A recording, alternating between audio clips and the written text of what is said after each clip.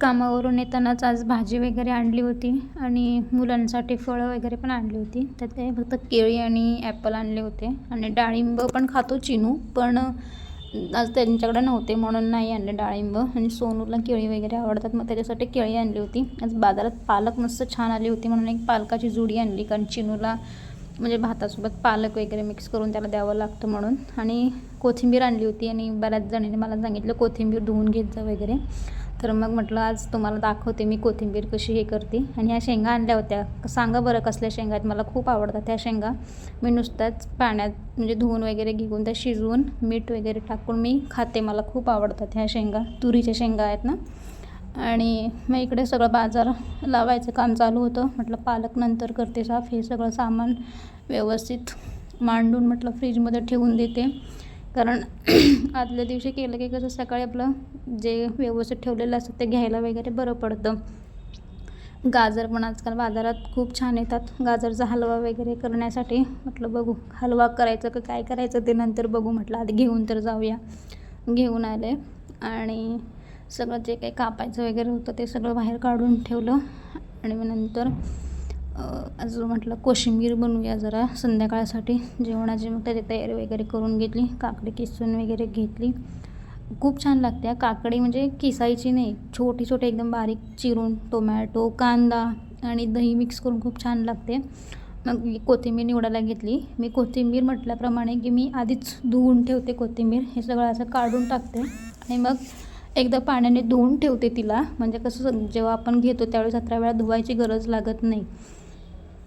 मग अशी धुतली, पाणी वगैरे नितळलं त्यासाठी म्हणजे एका पिशवीत भरून ठेवायची. आणि पिशवीत भरून ठेवलेली कोथिंबीर जास्त दिवस टिकून राहते म्हणून मी पिशवीत ठेवते. आणि या इकडे शेंगा पण शिजून झाल्या होत्या, त्या पण व्यवस्थित गाळून वगैरे घेतल्या. तुम्ही पण खाता का अशा शेंगा शिजून, मला नक्की सांगा, कारण मी माझ्या आजोळी जायचे दापोलीला त्यावेळी माझी आजी मला नेहमी शिजवून द्यायची, आता ती नाही आहे. तुरीच्या शेंगा बघितल्या की मला तिची आठवण येते. मग तोपर्यंत सगळं करेपर्यंत 4 वाजले होते. मग आपला चहाचा टाईम, चहा वगैरे करून घेतला.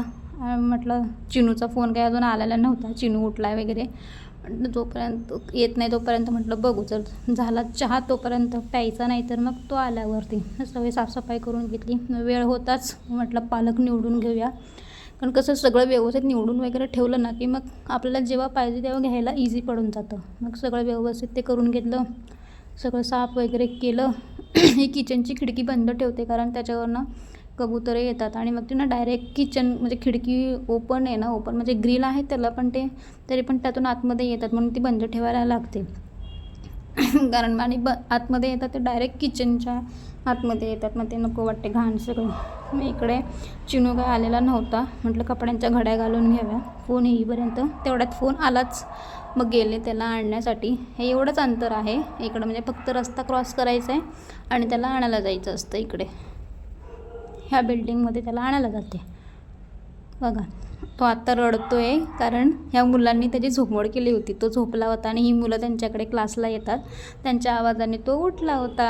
मग त्याची झोपमोड झाली म्हणून तो रडत होता. मग त्याला आणलं. त्यानंतर कपड्यांच्या घड्या राहिल्या होत्या, अर्ध्या त्या घालून घेतल्या.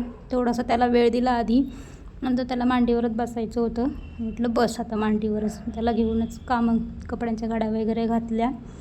आणि मग नंतर त्याला घालला कंटाळा मांडीवर बसून, मग त्याचा तो गेला उठून तिकडे खेळायला.